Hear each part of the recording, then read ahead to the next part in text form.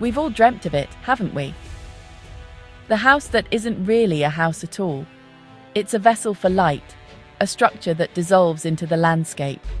Walls of pure crystalline glass stretch from floor to ceiling, inviting the outside world in. It's a powerful, seductive architectural statement.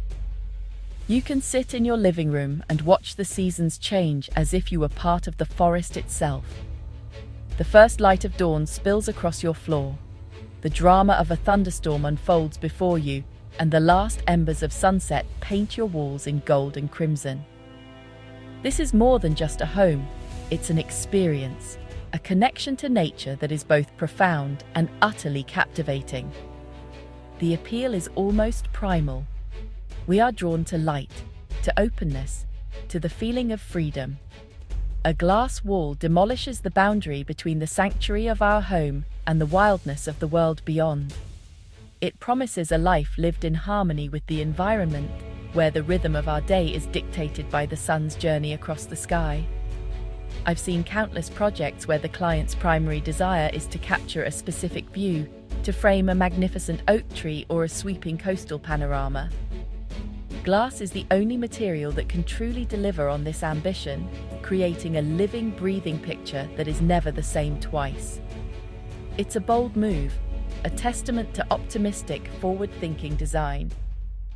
But this dream of transparency is a double-edged sword. It's a pact made with the elements. By inviting in the light, we also invite in its less welcome companion, heat. The very feature that makes these homes so magical can also render them uninhabitable.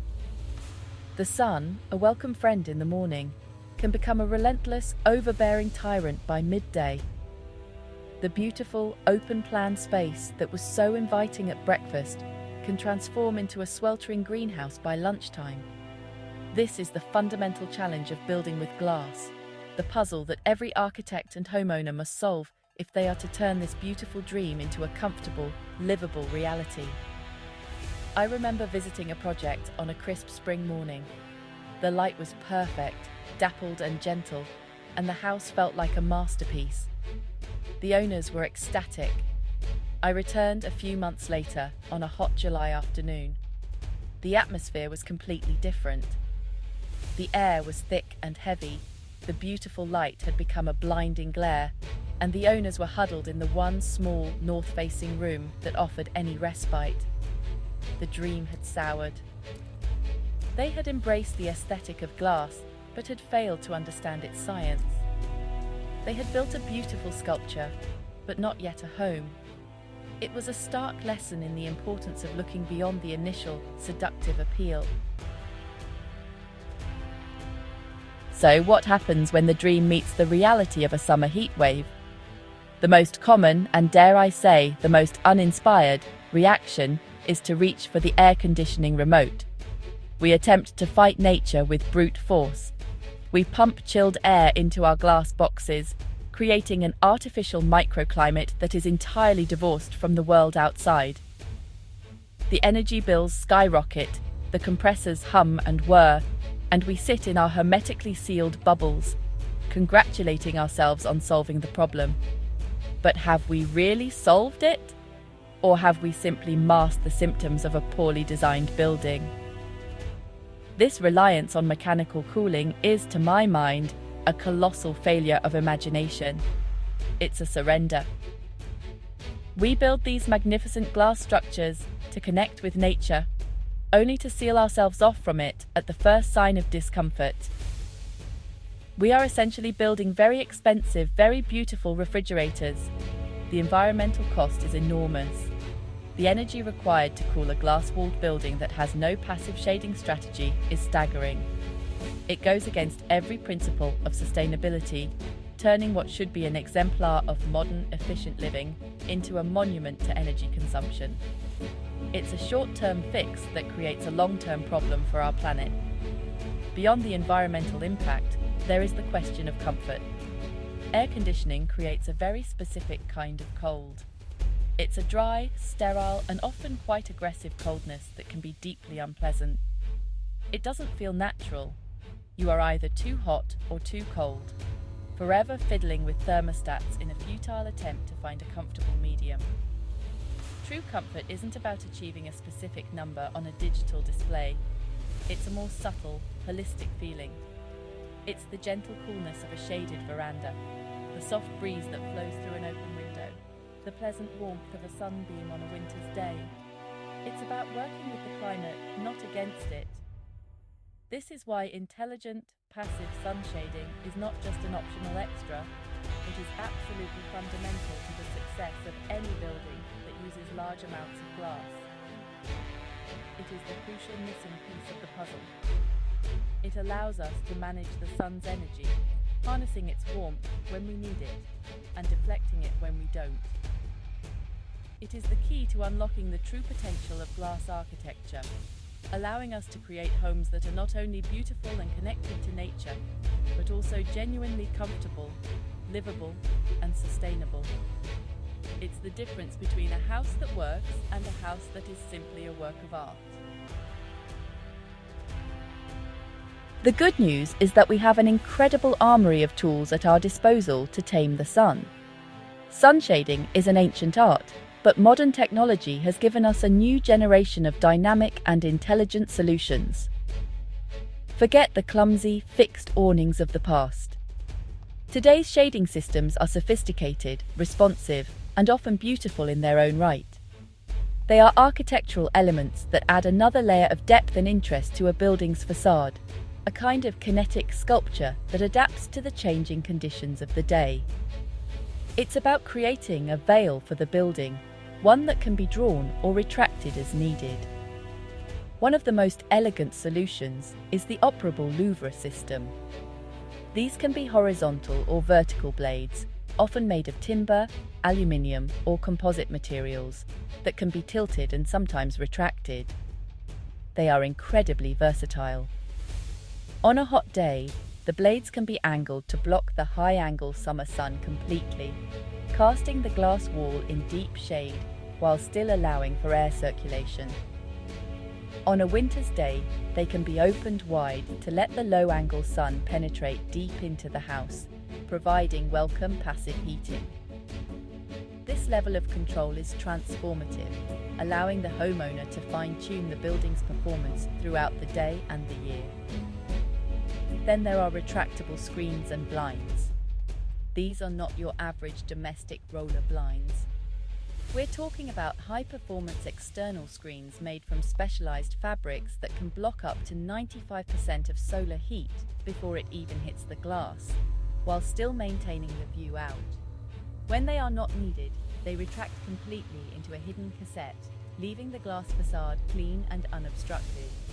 I once saw a home in Australia where an entire corner of the living space was protected by a giant motorized screen that descended at the touch of a button.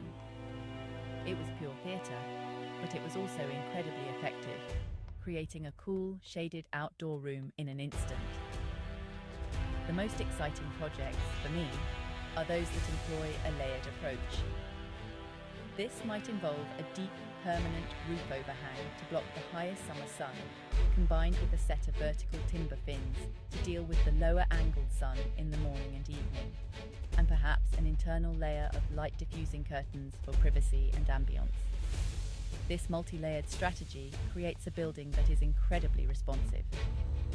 It's not a static object, but a dynamic system that breathes and adjusts, working in concert with the elements. It's the art and science of architecture working in perfect harmony. Before you even think about specifying a single louvre or screen, the most powerful tool you have is entirely free. It's the sun. Or rather, it's a deep understanding of the sun's path across the sky.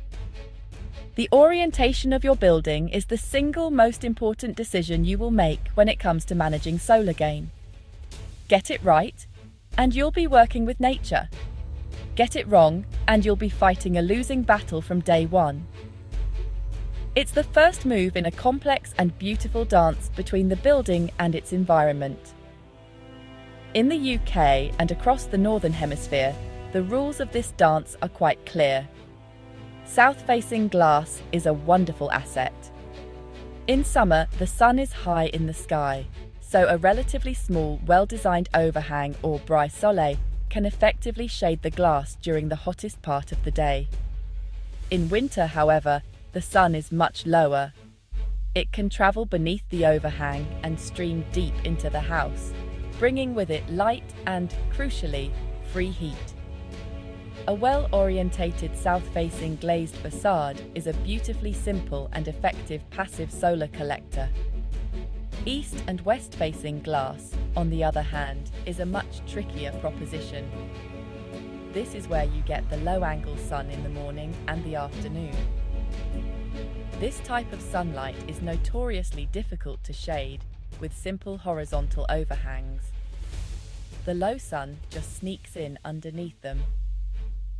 This is where vertical shading elements, like fins or blades, or dynamic solutions like retractable screens, become essential. An unshaded, west-facing glass wall can cause a building to overheat dramatically in the late afternoon, even on a relatively mild day, making spaces uncomfortable right into the evening. North-facing glass offers a different quality of light altogether. It receives very little, if any, direct sunlight. The light from the north is cool, consistent, and diffuse. It's the classic artist's studio light. This makes it a very safe orientation in terms of overheating, but it also means you get no passive solar gain in winter. Therefore, large areas of north-facing glass should be used judiciously and must be very high performance, triple glazed for instance, to prevent heat loss. Every facade of a building tells a different story and requires a different shading strategy, all dictated by its relationship with the sun. It's a scene I have witnessed in so many homes with grand glass walls. The sun beats down, the room becomes an oven, and the immediate instinctive response is to draw the curtains. It seems like a simple solution, doesn't it? Block the light, block the heat. But this is a fundamental misunderstanding of how solar gain works. An internal curtain or blind is a last-ditch defense, and a rather poor one at that. By the time the sun's energy has passed through the glass and hit the back of your curtain, it's already inside the room. It's too late. The heat is trapped. The curtain fabric absorbs the solar energy and then radiates it back into the room, effectively turning your lovely blackout blind into a giant, low-temperature radiator. While it may block the uncomfortable glare, it does surprisingly little to reduce the actual temperature. It's a psychological trick, more than a thermodynamic one. You feel like you've done something, but the heat continues to build up. It's like trying to stop a flood with a tea towel. Real, effective sun shading needs to happen on the outside of the building, stopping the heat before it ever gets a chance to enter. Compare this to the elegance of a natural, passive solution. Think of the deep, cool shade cast by a large deciduous tree. In summer, its dense canopy of leaves provides a perfect, dappled screen, protecting the house from the harsh sun. It also cools the air around it through evapotranspiration. Then, in winter, it sheds its leaves, allowing the low winter sun to pass through its bare branches and warm the building. It is the perfect self-regulating shading system, and it costs nothing to run. Planting the right tree in the right place is one of the smartest, most sustainable design decisions you can make. This is the core principle that separates true solar architecture from mere window dressing. It's about prevention, not cure. External shading devices, whether they are architectural overhangs, louvres, screens, or even vegetation, are proactive. They engage with the sun's energy on the building's frontier. Internal curtains and air conditioning are reactive. They are crutches that we lean on to compensate for a design that has failed to address the problem at its source. A truly well-designed glass home should barely need them. It should be able to breathe, to manage its own temperature, and to remain comfortable through the quiet intelligence of its design. There is, of course, a danger in being overzealous with our shading. I've seen projects where the desire to control the sun has resulted in spaces that are just too dark. The louvres are too heavy, the overhangs too deep, and the resulting rooms feel gloomy and cavernous, even on a bright day. The magic of the glass wall, its connection to the light and the landscape, is lost. The solution has become worse than the original problem. We have protected ourselves from the sun, but in doing so, we have lost the very reason we wanted those big glass walls in the first place. Finding the right balance is a delicate art. It's a dance between light and shadow, openness and enclosure, protection and connection. It's not about eliminating the sun completely, but about curating it. It's about creating a variety of different light conditions within the home. You want spaces that are bright and airy, but also nooks that are cool and shaded. You want to be able to sit in a pool of warm sunshine in the morning, to read the paper, and then retreat to a cool, tranquil spot in the heat of the afternoon. A home with a rich and varied lightscape is a home that is a joy to live in. This is where your own experience of living in the space becomes the most valuable tool. No computer model can perfectly predict how a space will feel. I always encourage people to live with a new building for a full year through all 4 seasons before making final decisions on things like internal blinds or even landscaping. See where the light falls in the morning in March. Notice where the glare is a problem on a June afternoon. Understand the building's unique personality and its relationship with its site. This lived experience is invaluable in helping you fine-tune the shading to create a home that truly works for you. Ultimately, this is what great architecture is all about. It's not just about creating a striking image or a bold statement. It's about creating places that enhance our lives, places that are a pleasure to inhabit. Intelligent sun shading is a crucial part of that. It transforms the glass house from a fragile, energy-hungry object into a robust, comfortable, and sustainable home. It's the unseen secret that allows us to live with the beauty of glass without falling victim to its power. It's the art of creating livability, of turning a glass box into a place of genuine sanctuary and delight.